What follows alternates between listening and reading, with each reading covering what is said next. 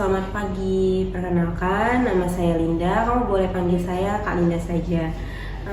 Kalau boleh tahu, namanya siapa? Halo Kak Linda, selamat pagi. Perkenalkan nama saya Nisa. Halo, salam kenal Nisa. Gimana kabarnya hari ini? Baik. Syukurlah. Di tempat ini kamu boleh bebas aja bercerita. Apapun yang kamu omongkan kepada saya itu akan menjadi rahasia kita berdua.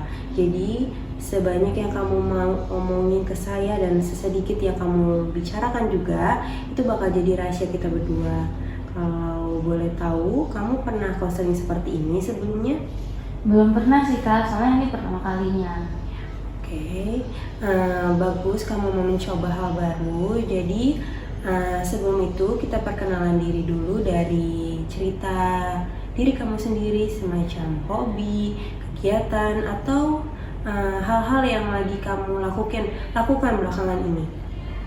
Oh, kalau saya suka lari, dengerin musik. Kalau misalnya ada waktu luang, biasanya saya suka nulis di buku diary. Wow, keren sih. Saya baru dengar anak zaman sekarang mau nulis di buku diary. Kan anak zaman sekarang ini kan menggunakan teknologi aplikasi Twitter, Instagram, atau TikTok untuk menceritakan kegalauannya mereka. Tapi kamu mau sih melakukan itu, mungkin itu kegiatan kamu seperti lari, dengerin musik, atau menulis di buku diary. Itu kayak semacam pelarian ya. Iya Kak. Oke, boleh tahu sebelumnya Nisa tertarik datang ke konseling kali ini tuh karena apa? Sebenarnya saya bingung harus cerita ke siapa. Saya sering merasa nggak diperhatikan di rumah, jarang ngobrol sama teman, tapi nggak tahu normal atau enggak. Oke, jadi kamu ngerasa nggak diperhatiin di rumah. Kalau boleh tahu, ceritakan lebih detail. Maksudnya cerita Nisa ini gimana supaya saya ini lebih paham alur ceritanya Nisa yang bisa ceritakan. Kalau di rumah tuh kayak orang tua saya cuek, jarang komunikasi. Kalau saya lagi capek atau sedih tuh nggak tahu mau cerita atau ngobrol ke siapa.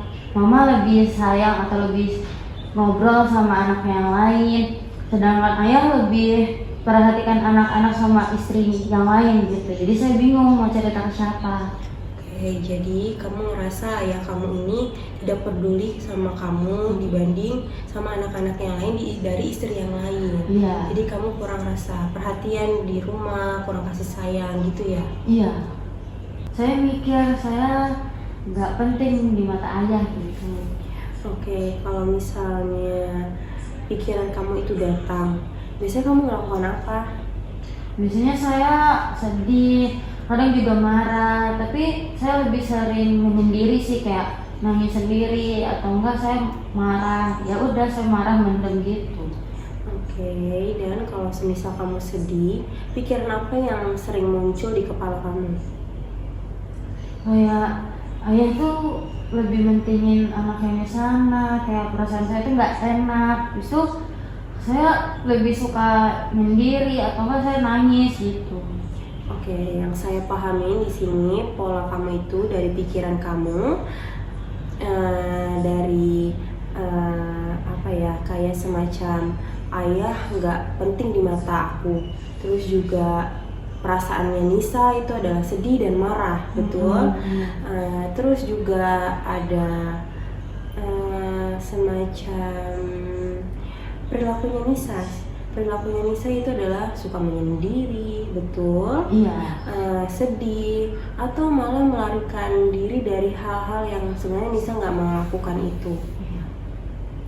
Betul. Jadi sekarang coba kita sama-sama cek gimana pikiran yang Nisa pikir itu kayak semacam negatifnya. Coba kita ubah menjadi kayak sebenarnya ayah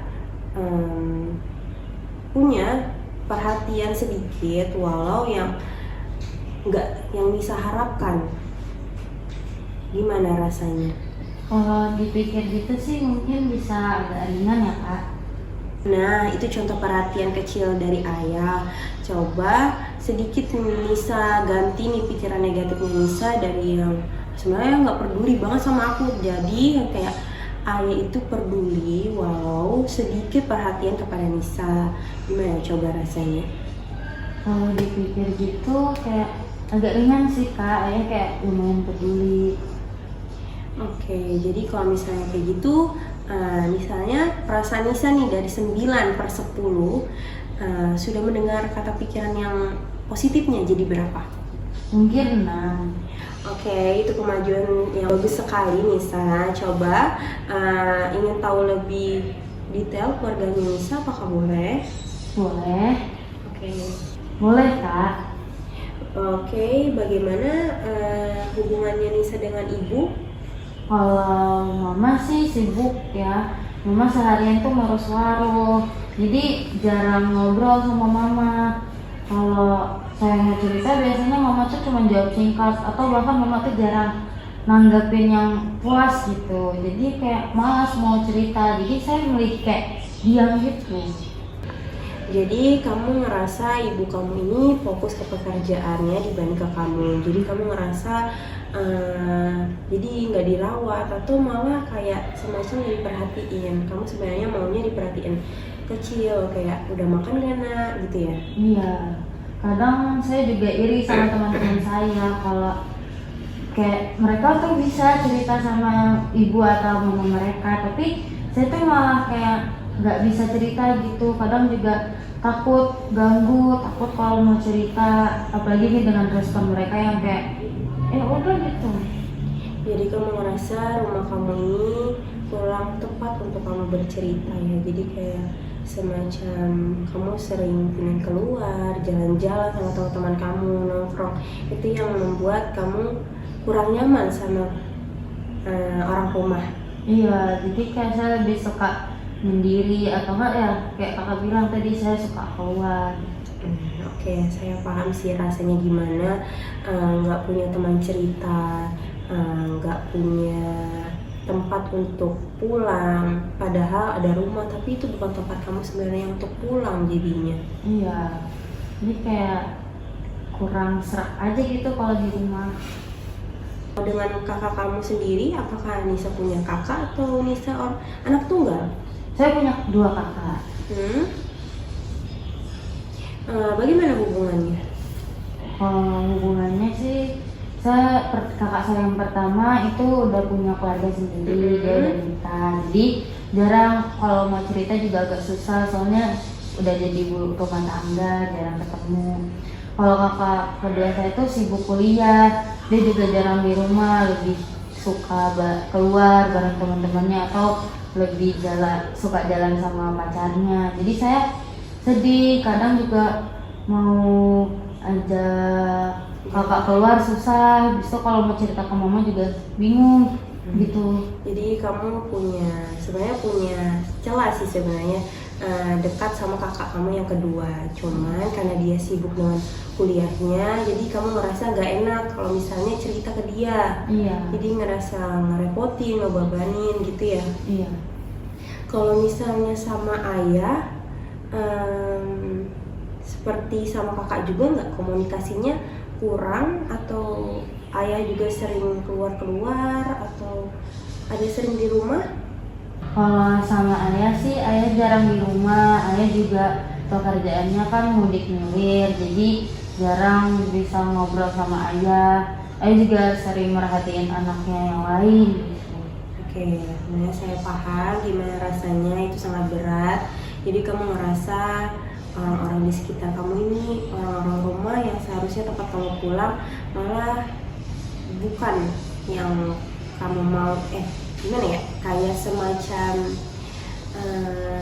sebenarnya mereka tuh tempatnya kamu pulang, tapi itu nggak ada di mereka ya? Iya, nggak ada, kayak bahkan kayak ngerasa dekat aja tuh jarang sekarang. Mungkin dari pikiran kamu itu coba deh kita pelan-pelan buka diri. Kamu mau nggak mencoba hal semacam membuka obrolan topik kecil aja, kayak semisal ke mama dulu. Kamu manggilnya mama apa ibu? Mama. Nah, kayak mama, aku hari ini di sekolah seneng loh, lagi main sama teman, atau kayak semacam, "Ma, hari ini makanan aku enak loh di sekolah, coba kamu mau mencobanya?" Iya Kak. Oke, jadi kamu mungkin ada sedikit rasa sakit hati yang bikin kamu ngerasa kamu gak mau membuka dialog topik kepada keluarga kamu atau kayak orang tua, ayah, kakak, atau ibu. Oh, kalau untuk membuka topik sih sebenarnya mau, tapi dengan respon mereka yang jelek tuh rasanya kayak mungkin nggak usah gitu. Jadi kamu merasa agak sedikit kecewa ya, kayak semacam saya udah curhat nih, tapi malah responnya yang saya nggak mau. Iya. Jadi ngerasa jadi sakit hati. Iya, kadang juga mikir, oh mungkin mereka sibuk, tapi sebenarnya sibuk mama sama ayah tuh kayak nggak, masih ada waktu gitu untuk anaknya. Oke, jadi saya paham. Orang tua kamu ini sebenarnya cuma mungkin agak sedikit sibuk, tapi dia mau sedikit perhatian. Tapi coba Nisa mencoba halnya Nisa kayak semacam membuka diri kepada orang rumah, tapi dengan cara perlahan-lahan. Dari Nisa mencoba yang saya bilang tadi, dari membuka topik tentang Nisa di sekolah, kegiatannya gimana, mau curhat sedikit aja, sedikit topik, tapi perlahan-lahan, siapa tahu bisa membuka dialog yang lain yang membuat orang tua Nisa mau memproses bercerita kepada Nisa. Ya Kak. Oke, jadi sebenarnya masih ada bentuk perhatian walau kecil. Kalau misalnya dicoba yang saya bilang itu, apakah Nisa keberatan mau mencobanya seperti mempraktekkan langsung? Kalau dipikir mungkin bisa dipraktekkan, cuma mungkin butuh waktu yang lama.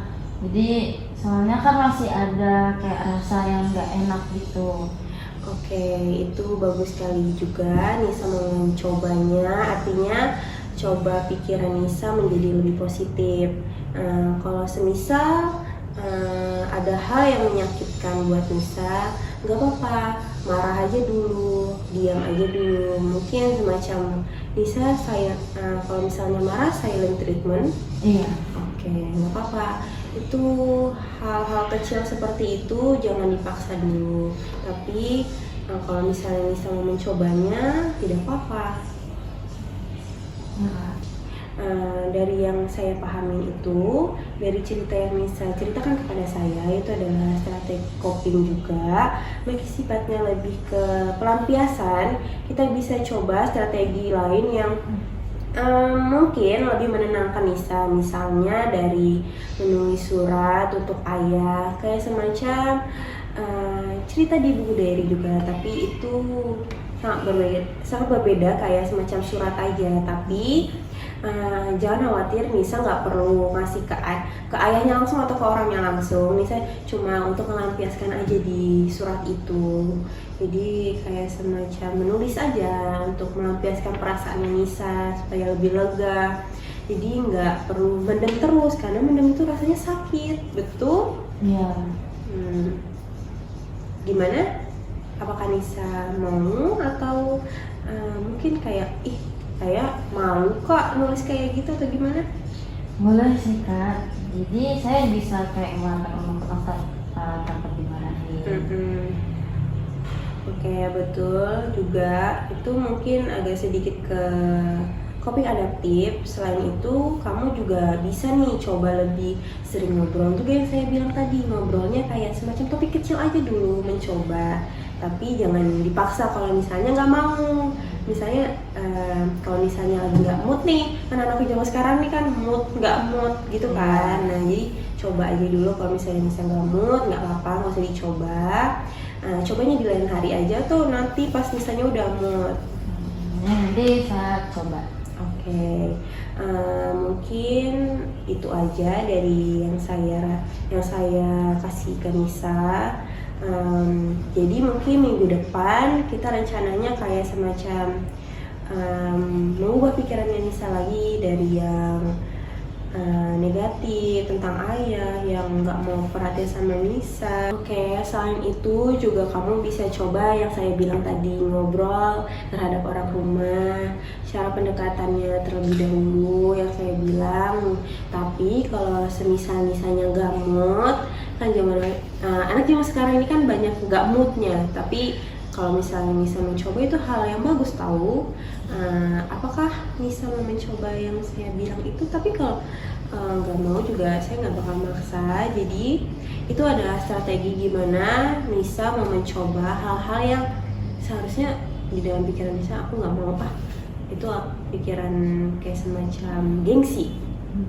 Mungkin saya bisa coba, tapi mungkin butuh waktu yang lama. Oke, jadi dari semua ini untuk minggu depannya rencana kita adalah kalau misalnya pikiran itu muncul lagi, kayak misalnya ayah nggak dianggap, terus ayah nggak nganggap Nisa, terus juga diubah nih jadi pikirannya sebenarnya ayah tuh nganggap Nisa, cuman perhatiannya aja yang kurang ke Nisa, karena mungkin Nisa berapa saudara? Tiga, saya anak bungsu. Tapi dari istri lain?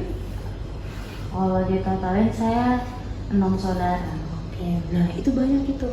Mungkin ayahnya kalau dipikirin positif, mungkin ayahnya perhatiannya dibagi banyak, jadi